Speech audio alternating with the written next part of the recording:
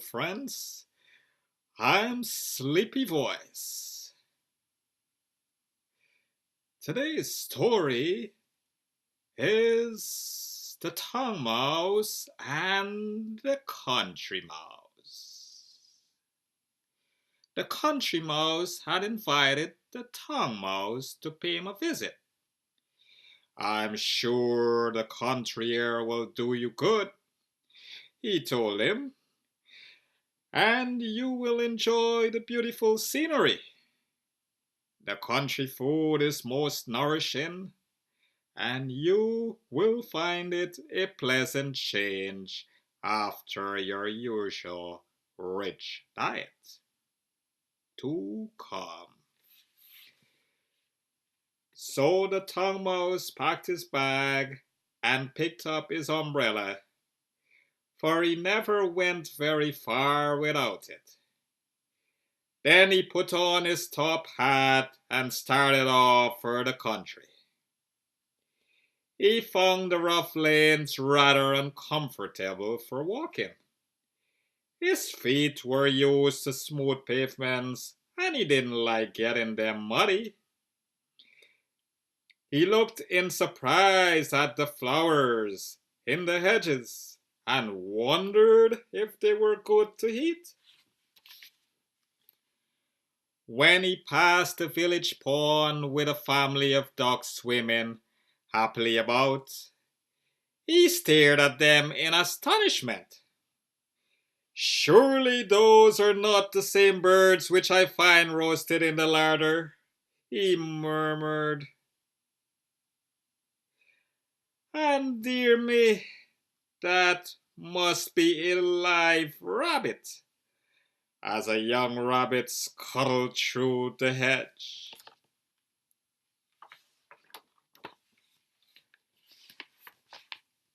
At last he reached the country mouse's cottage, a snug little nest in a cornfield. "Must I climb up there?" he asked. "Is it safe?" "Of course it is," laughed the country mouse. "Hand me your bag and hang your umbrella on a cornstalk. You wouldn't want it here." The tongue mouse clambered up, and his friend showed him round his nest. "I keep my store of food in this cupboard," he said proudly. "My brush and dustpan in that corner. I like to keep my nest tidy and put everything in the right place. My clothes hang on this little peg. Here is my bed of hay clippings, and see, I have made up one for you by the window." The tongue mouse thought it was all rather small and cramped, but as he was a visitor, he just nodded and said, "Very neatly and comfortably arranged." "Now sit down and rest," begged the country mouse. "You look tired out. We will have supper at once and you will soon feel better." The tongue mouse brightened up on hearing this and looked on eagerly as the country mouse spread a little check tablecloth on a toadstool table. He took a slice of apple and two rather dry peas from the cupboard, placed two acorn cups of water side by side, and with great pride laid an ear of corn across the table. "Come along," he called to the tongue mouse. "You may have the apple and we will share the corn and the peas." The tongue mouse thought that it looked a very poor meal for two people, but he was too polite to say so. He ate the piece of apple, one of the peas, and nibbled at a corn. Is this your usual supper? He asked. Well, replied the country mouse, apple and corn at the same meal is rather special, but I felt sure you would be hungry. The tongue mouse still felt hungry when supper was over, and thought longingly of the larder where he spent a good deal of his time when in town. Well, take a stroll across the fields before bedtime, suggested the country mouse. The fresh air will make you sleep. The tongue mouse considered that he had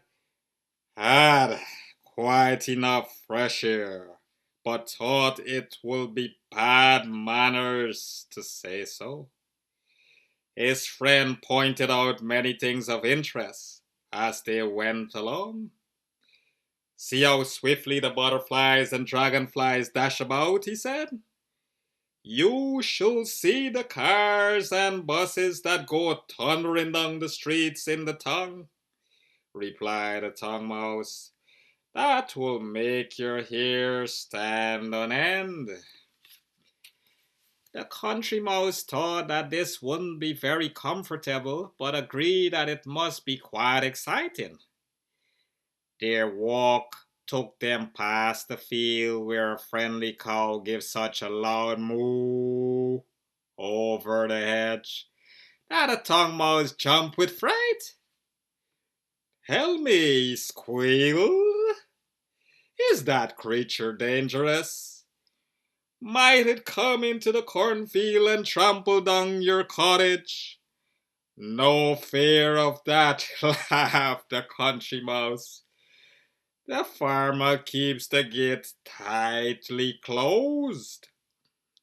In spite of the fresh air, the town mouse didn't sleep very well.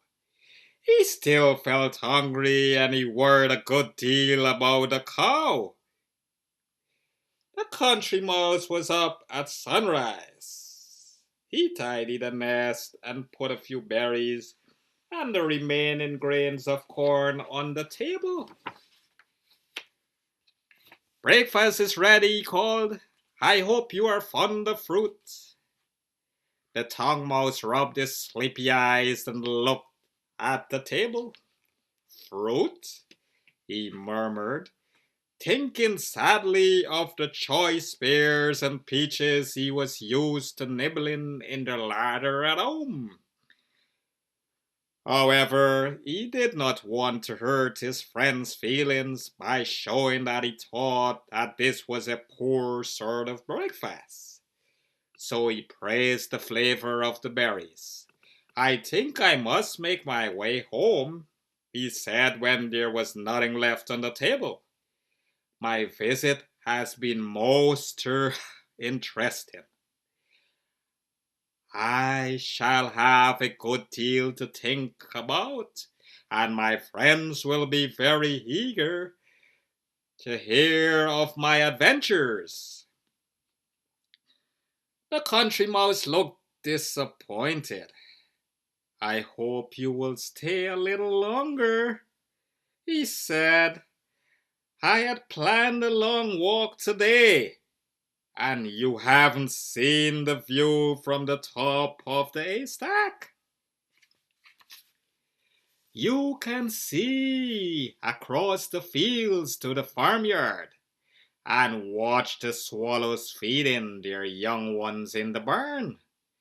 There hasn't been time to show you the river where the kingfisher and the water vole live.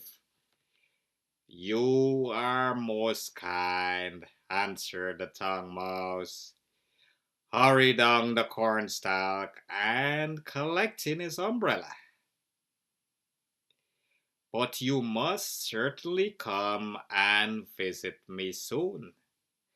I will show you all the sides of the tongue. You must join my friends in a grand banquet. This sounded most exciting, and the country mouse said he was delighted to accept the invitation. Come along with me now, suggested the tongue mouse. We shall be company for each other on the long walk. So the country mouse bundled his belongings into a spotted handkerchief, and the two friends started off together for the big town.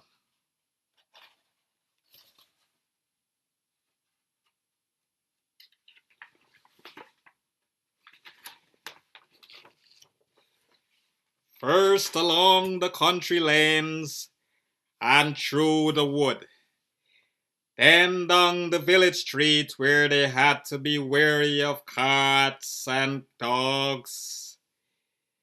It was getting dark by the time they reached the house where the tongue mouse lived. The country mouse was rather scared at the traffic. It was so noisy and dashed past them so quickly that he felt quite bewildered. Is it always so busy? He asked. Or perhaps there is a fair today? For a fair was the busiest thing he had ever seen.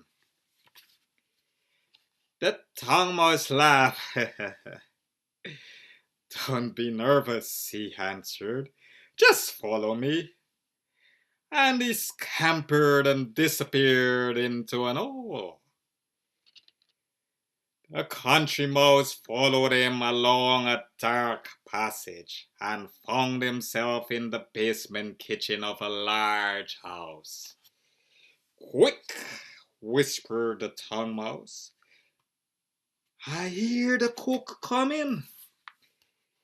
They had just time to scuttle into a hole in the skirting board as the cook rushed at them with a soup ladle. Mice again, he cried. I shall have to set a trap.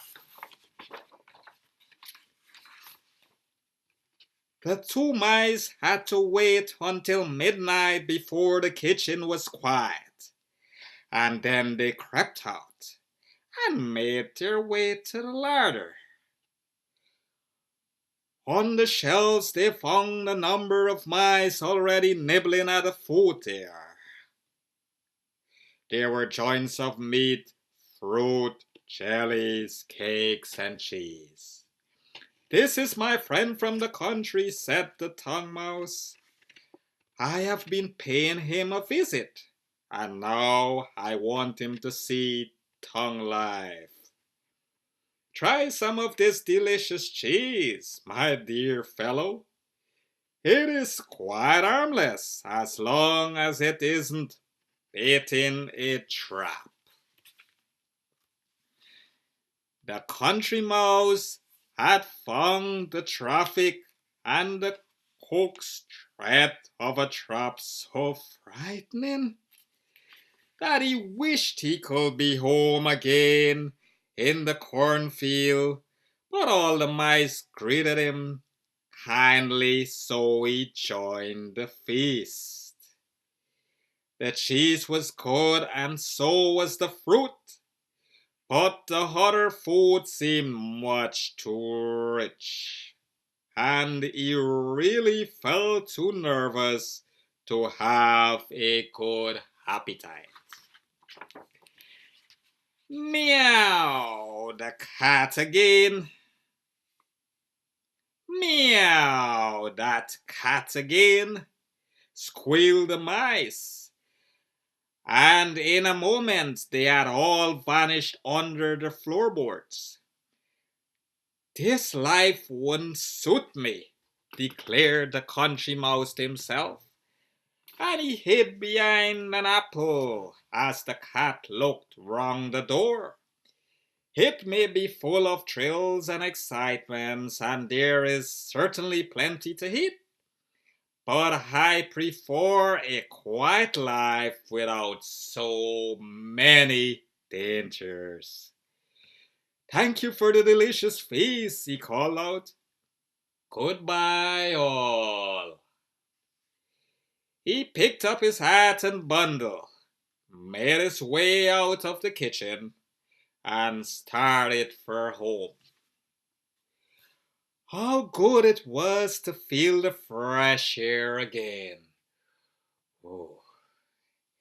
The country mouse made his way bravely along the busy streets, hiding from prowling cats and dogs and dodging the traffic. He reached his nest in the cornfield as the dawn was breaking and gazed out at the view. How beautiful it is, he sighed as he nibbled an ear of corn.